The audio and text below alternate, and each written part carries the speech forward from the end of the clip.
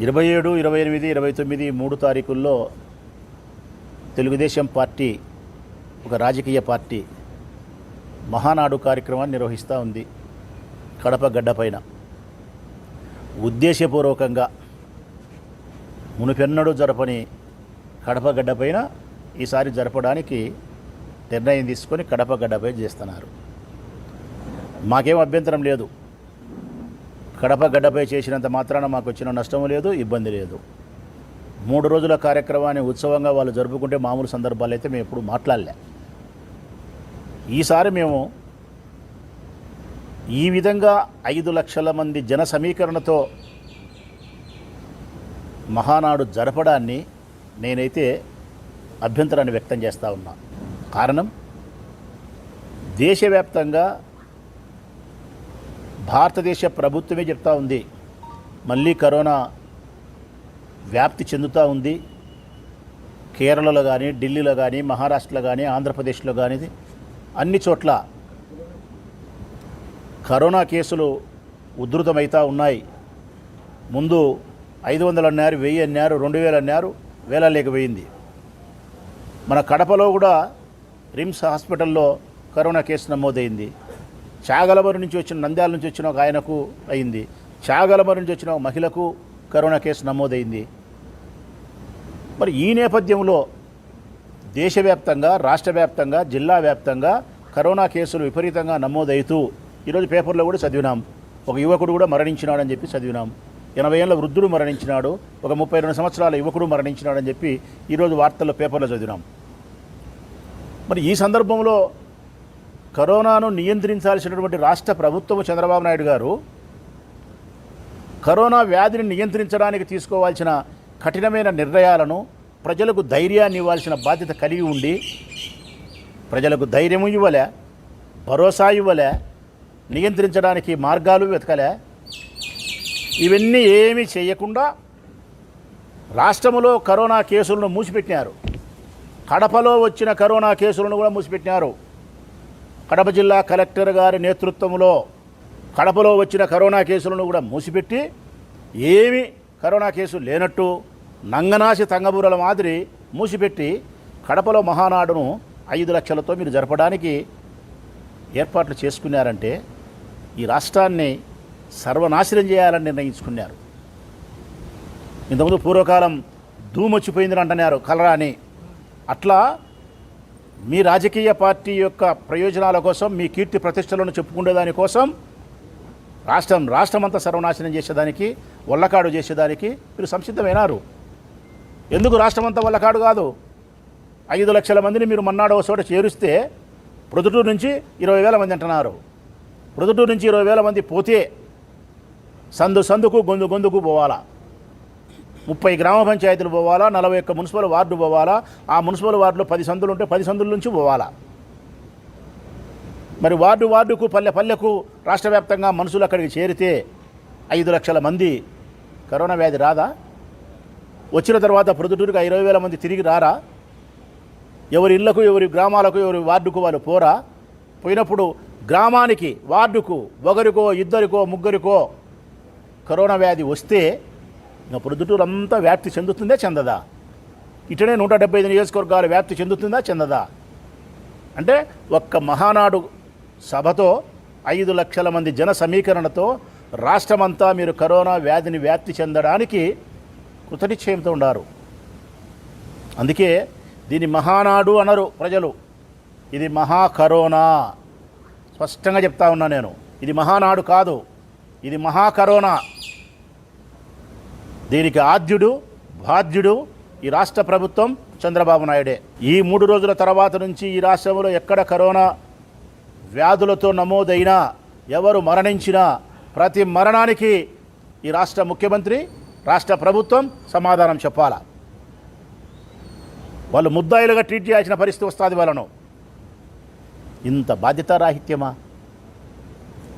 ఒకవైపు ప్రభుత్వం అటువంటి నిర్ణయాలు తీసుకుంటే ఆ ప్రభుత్వానికి డూడు బసవనలేటువంటి ఈ ప్రభుత్వ ఉన్నతాధికారులు అందరూ కూడా ఒక రాజకీయ పార్టీకి సంబంధించిన కార్యక్రమాన్ని ప్రభుత్వ కార్యక్రమంగా నిర్వహిస్తారా మీరు? తెలుగుదేశం పార్టీకి సంబంధించిన రాజకీయ కార్యక్రమం ఇది. సాంప్రదాయబద్ధంగా ప్రతి సంవత్సరము ఎన్టీ రామారావు గారి జయంతి సందర్భంగా వారు జరుపుకునే కార్యక్రమం మహానాడు. ప్రభుత్వంలో లేని 5 సంవత్సరాలు 2019 నుంచి 24 వరకు ప్రభుత్వంలో లేరు తెలుగుదేశం పార్టీ. అప్పుడు వైఎస్ఆర్ కాంగ్రెస్ పార్టీ ఉంది. అప్పుడు చేసినారా కలెక్టర్లు? అప్పుడు చేసినారా ఎస్పీలు? అప్పుడు చేసినారా డిఆర్ఓలు, విఆర్ఓలు, ఎంఆర్ఓలు, మున్సిపల్ కమిషనర్లు ఈ పని? తెలుగుదేశం పార్టీ ప్రభుత్వంలో లేనప్పుడైతే మాత్రం తెలుగుదేశం పార్టీ కార్యకర్తలు, నాయకులే పని చేసుకుంటారు. ఇప్పుడు పార్టీ అధికారంలో ఉంది కాబట్టి కలెక్టర్ దగ్గర నుంచి విఆర్ఓ వరకు రాజకీయ పార్టీకి సంబంధించిన కార్యక్రమాన్ని ప్రభుత్వ కార్యక్రమంగా చేస్తున్నారు. డబ్బులు పెడతారు, సేవ చేస్తారు. విఆర్ఓలు కిందపడి కరెంటు షాక్ కొట్టి చచ్చిపోయే పరిస్థితికి వస్తారు. కటౌట్లు కిందపడి కాళ్ళు చేతులు ఇరుగుతున్నాయి. ఇది ప్రభుత్వ కార్యక్రమమా లేకుంటే ఒక రాజకీయ పార్టీకి సంబంధించిన కార్యక్రమమా? ఇది సమాధానం ప్రభుత్వ ఉన్నతాధికారులే చెప్పాలా. ఇది ఒక రాజకీయ పార్టీకి సంబంధించిన కార్యక్రమం అయినప్పుడు మీకేం సంబంధం ఉంది? ముఖ్యమంత్రి గారు కానీ మంత్రులు కానీ వస్తే వాళ్ళకు భద్రత ఏర్పాటు చేయాల్సిన బాధ్యత ఉంది. వారికి భద్రత ఏర్పాటు చేయండి, వాళ్ళు గెస్ట్ హౌస్లు ఏర్పాటు చేసుకోండి. అంతే తప్ప మీరు కటౌట్లు కట్టే కార్యక్రమము, ఫ్లెక్సీలు కట్టే కార్యక్రమము, మైకులు పెట్టే కార్యక్రమము, షేమియాలు వేసే కార్యక్రమము, ఒక రాజకీయ పార్టీ కార్యకర్తలు చేయాల్సిన ప్రతి కార్యక్రమాన్ని జిల్లా కలెక్టర్ దగ్గర నుంచి విఆర్ వరకు మీరు చేస్తున్నారంటే ఈ రాష్ట్రంలో ప్రజాస్వామ్యం ఉందా? చట్టబద్ధతగా ప్రభుత్వం పనిచేస్తుందా? ఇది సాలదన్నట్టు మీ ఆర్భాటాలు చూపించుకునేదానికి, మీ గొప్పలు చెప్పుకునేదానికి జన సమీకరణ ఏ నియోజకవర్గంలో ఎన్ని ఓట్లతో గెలిచింటే ఆ ఎమ్మెల్యే అంతమందిని పిలుచుకురావాలంట. పొద్దుటూళ్ళు 20,000తో గెలిచినాము, 20,000 మంది రావాలా. ఒక ఊళ్ళో 60,000 మందితో గెలిచినారు, 60,000 మంది రావాలా. ఎన్ని వేల ఓట్లతో మీరు గెలిస్తే అన్ని వేల మందిని ఆ జనాన్ని తీసుకుపోయి సమీకరించే ప్రయత్నం చేస్తున్నారంటే ఏ రాజకీయ పార్టీకైనా ఒక నియోజకవర్గం నుంచి 40,000, 30,000, 60,000, 50,000 జనాన్ని సమీకరించి తీసుకుపోయే పరిస్థితి ఉంటుందా? మరి ఎక్కడి నుంచి వస్తున్నారు జనం? మీ పార్టీ కార్యకర్తలు కాదు. మహానాడుకు రావాల్సినది మీ పార్టీ కార్యకర్తలు, మహానాడుకు రావాల్సింది మీ పార్టీ నాయకులు. ఇప్పుడు ఈ మహానాడుకు పాల్గొంటానేది, ఈ కరోనాకు పాల్గొంటానేది మీ పార్టీ కార్యకర్తలు మాత్రమే కాదు. మీ పార్టీ కార్యకర్తలు స్వల్పము, ప్రజలు హెచ్చు. ఆ ప్రజలు ఎక్కడి నుంచి వస్తున్నారంటే బలవంతం, ఒత్తిడి, పొదుపు సంఘాల మహిళల మీద తీవ్రమైన ఒత్తిడి. మెప్మాకు సంబంధించినటువంటి మున్సిపల్ ఆఫీసులోనూ లేకుంటే గ్రామ స్థాయిలో ఉండే అధికారులను ఆర్పీలకు చెప్తారు. ఆర్పీలు గ్రూపు సంఘాలకు ఖచ్చితంగా మీరు రావాలా. మీ గ్రూపులో 10 మంది ఉన్నారు, 10 మంది నుండి వస్తేనే, రాకపోతే మీ లోన్ కట్ చేస్తాం, మీ మినిట్స్లో రాయం, మీకు వడ్డీ పడదు, అసలు పడదు. వారి పేదరికాన్ని మీరు ఆసరాగా తీసుకొని, వారి ఆర్థిక ఇబ్బందులను మీరు ఆసరాగా తీసుకొని బలవంతం చేసే కార్యక్రమం. ఆ ఆర్పీలకు, మెప్మా సిబ్బందికి, అధికారులకు చెప్తా ఉన్నా, కడపలో ఉండే అధికారుల దగ్గర మొదలుకొని, ఏమి మీ దౌర్జన్యం? మహిళలపైన ఎందుకు మీరు దౌర్జన్యం చేస్తున్నారు? కాదు గుర్తు రావాలని. సాంప్రదాయబద్ధమైన కుటుంబ స్త్రీలు, మర్యాదస్తులైనటువంటి మహిళలను మీరు కడపకు మీటింగు తరలించే ప్రయత్నం బలవంతంగా తీసుకుపోతారా? ఏం మీ దౌర్జన్యం? రేపదన మీరు దీనికి సమాధానం చెప్పాల్సిన రోజు వస్తుంది. ఒక రోజు వైఎస్ఆర్ కాంగ్రెస్ పార్టీ ప్రభుత్వంలో వచ్చిన రోజు మీరు సమాధానం చెప్పాల్సిన పరిస్థితి ఉంటుంది. నాలాంటి వాళ్లకు చివరకు బ్రతకడానికి వీళ్ళకి ఏమీ నైపుణ్యం లేదు కాబట్టి, ఏ ఆస్తిపాస్తులు లేవు కాబట్టి, కేవలం శ్రమ మీద మాత్రమే బతికేదానికి అవకాశం కల్పించాలని చెప్పి భారతదేశ ప్రభుత్వం తీసుకునే ఒక పథకం స్వయం ఉపాధి పథకం. పల్లెల్లో అయితే ఏమంటారు? ఆ పథకాన్ని ఏమంటారు? పల్లెల్లో ఉపాధి హామీ పథకం. ఇంకా మొరటుగా చెప్పాలంటే కరువు పని అంటారు. ఈ కరువు పనికి పోయే వాళ్ళను ఎవరైతే ఉండారో శ్రమజీవులు, కూలీలు, వాళ్ళ మీద ఒత్తిడి. గ్రామాలలో బస్సు పెడతానాం, మీరు బస్సు ఎక్కాల్సిందే, లేకపోతే రేపదన మీ దాంట్లో నుంచి తీసేస్తాం, కరువు పనికి రాకుండా చేస్తాం. కరువు పనికి రాకుండా తీసేస్తే ఏమవుతుంది? మన పిల్లం పిల్లలు భూ పెట్టలేడు అంటే మీ కరోనాకు వచ్చేదానికోసం వాని పిల్లం పిల్లలు భూ పెట్టే శ్రమ చేసే పని నుంచి కూడా తొలగిస్తామని చెప్తే మీరు రాక్షసులు రా స్వామి. మీరు మానవత్వం ఉండే మనుషులు కాదు, మీరు రాక్షసులు. మీరు కరువు అయ్యే పనులను, పొదుపు సంఘాల్లో సాంప్రదాయబద్ధమైన మహిళలను బెదిరించి బలవంతంగా పిలిపించుకునే ప్రయత్నం. ఆ పిలిపించుకునేదానికి మీకు పూర్తిగా సహకరించేది ప్రభుత్వ ఉన్నతాధికారులు. పోనీ దానికేమన్నా బస్సులు జీపులు కార్లు మీ సొంతం పెడుతున్నారంటే ఆర్టీఓ పని చేయాలా, స్కూల్ బస్సులు ఇవ్వాలా, ఇంకొక బస్సులు ఇవ్వాలా. మీరు డబ్బులు కట్టి ఆర్టీసీకో ఇంకో దానికో తీసుకోరు.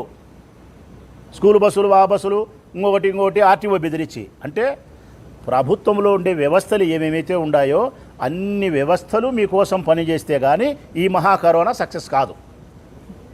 ఇంత చేసి మీరు చేసేది ఏంటంటే రాష్ట్ర వ్యాప్తంగా మహా కరోనాను వ్యాప్తి చెంది ఈ రాష్ట్రాన్ని వల్లకాడు చేయాలి, శ్మశానం చేయాలి ఈ రాష్ట్రాన్ని. దేనికి మీ ఉద్దేశం? ఈ 9 నెలల 10 నెలల కాలంలో, సంవత్సర కాలంలో సంక్షేమ పథకాలు బ్రహ్మాండంగా ఇచ్చినాము, బ్రహ్మాండంగా అభివృద్ధి చేసినాము అని గొప్పలు చెప్పుకునేదానికంట. చేసినారా మీరు? సంక్షేమ పథకాలు అమలు చేసినారా? అభివృద్ధి చేసినారా ఈ రాష్ట్రాన్ని? ఇచ్చిన హామీలు నిలబెట్టుకోగలిగినారా? ఒక గ్రామంలోకి పోయి లేకుంటే ఒక వార్డు లేకపోయి సామాన్య ప్రజలను అడగండి. ఉత్సవసారు ముఖాన మీకు ఎంగిలు కూడా కాదు. అసహించుకుంటున్నారు మీ ప్రభుత్వాన్ని, మీరు చేసే పనులను. ఏ ఒక్క పథకం అమలు చేయలే మీరు. 50 ఏళ్ళకు పెన్షన్ అన్నారు, ఇయ్యలే. 1500 రూపాయలు ఆడపిల్లలు ఎంతమంది అన్నారు, ఇయ్యలే. కరెంటు తగ్గిస్తామని చెప్పినారు, పెంచినారు. ఏం చేసినారు? ఏ పథకాలు ఇచ్చినారు? నిరుద్యోగ భృతి 3000 అన్నారు, ఇయ్యలే. 20 లక్షల ఉద్యోగాలు అన్నారు, ఇయ్యలే. బస్సు పెడతామన్నారు, బస్సు పెట్టలే. అమ్మఒడి ఎంతమంది ఉంటే అంతమందికి అన్నారు. సంవత్సరం ఎగరగొట్టినారు, 2వ సంవత్సరం ఇప్పటికి ఒకరికి ఇలే. ఆరోగ్యశ్రీ నిలబెట్టినారు, ఫీజు రీయింబర్స్మెంట్ ఎత్తిపెట్టినారు. 45 ఏళ్ళ పెన్షన్ జగన్ ఇచ్చినది లేదు, చేనేతలకు 24,000 ఇచ్చేది లేదు. జగన్ ఇచ్చిన పథకాలు ఎత్తిపెట్టినారు, మీరు ఇచ్చామని చెప్పిన పథకాలు ఎత్తిపెట్టినారు. ఇంటిది పోయింది, దావది పోయింది, తోడు 2 పోయినాయి. ఏం చెప్పుకోవాలని మీరు ఈ మహానాడు జరుపుతున్నారు మీరు? దానికి తోడు మళ్ళీ ఇంకొకటి, కడపగడ్డలో జరిపినాం. ఏం నాకు తెలియక అడుగుతాం మీరు? కడప సెంటర్లో రాజశేఖర రెడ్డి విగ్రహం ఉంటే రాజశేఖర రెడ్డి విగ్రహానికి చుట్టూరు మీరు కనపడకుండా మీరు జెండాలు కడతారా? సభ్యత ఉందా మీకు? రాజశేఖర రెడ్డి మేము రామారావు బొమ్మ ఉండే చోట మేము కట్టినామా? సెంటర్లో రాజశేఖర రెడ్డి విగ్రహం ఉంటే విగ్రహం చుట్టూరు మీరు పశుమయంతో జెండాలు కట్టి ఏం ఆనందాన్ని మీరు అనుభవించాలనుకుంటున్నారు మీరు? కడపగడ్డలో నడి రోడ్లో రాజశేఖర రెడ్డి విగ్రహం చుట్టూరు మీరు జెండాలు, తెలుగుదేశం పార్టీ జెండాలు కడితే రేపొద్దున ఒకరోజు మాకంటూ ఒకరోజు వస్తే, స్పష్టంగా చెప్తా ఉన్నా, మాకంటూ ఒకరోజు వస్తే, ఈ ప్రజలు ఈశ్వరుడు మాకంటూ ఒకరోజు ఇస్తే మేము రామారావు బొమ్మకు కట్టాం, మీ ఇండ్లకు కడతాం వైఎస్ఆర్ కాంగ్రెస్ పార్టీ జెండా. తెలుగుదేశం పార్టీ నాయకుల ఇండ్లకు కడతా వైఎస్ఆర్ కాంగ్రెస్ పార్టీ జెండా. రాసి పెట్టుకోండి ఇది, ఈ మాట. మీరు కడపగడ్డలో జరిపితే మీకు ఒక మాట చెప్పాల్సి వస్తుంది. ఈ కడపగడ్డలో ఇన్ని సంవత్సరాల తర్వాత మీరు మహానాడు జరిపి మీరు ఏదో సునకానందాన్ని పొందాలా, మేము కడపలో ఈ జరిపి మేము విపరీతమైనటువంటి ఆర్భాటం చేసి జగన్మోహన్ రెడ్డి మనుషులకు ఏదో బాధ కలిగించాలనే ప్రయత్నం చేయాలని మీరు అనుకుంటే అమాయకులారా మీరు. తెలుగుదేశం పార్టీ పెద్ద నాయకులకు చెప్తా ఉన్నా, నక్కకు పులి మాదిరి వాతలు పెడితే నక్క పులి అవుతుందే? నక్కకు పులి మాదిరి వాతలు పెడితే పులి కాదు, అది నక్కే. మీరు కడపగడ్డలో మహానాడు జరిపినా కూడా మీరే ఈ కడప ఎప్పుడైనా వైఎస్ రాజశేఖర రెడ్డికి సొంతం, ఈ కడపగడ్డ ఎప్పుడైనా జగన్మోహన్ రెడ్డి సొంతం. ఇది ఆయన్ని ప్రేమించే మనుషులు, ఇది ఆయనకు సంబంధించినటువంటి ఇలాకా.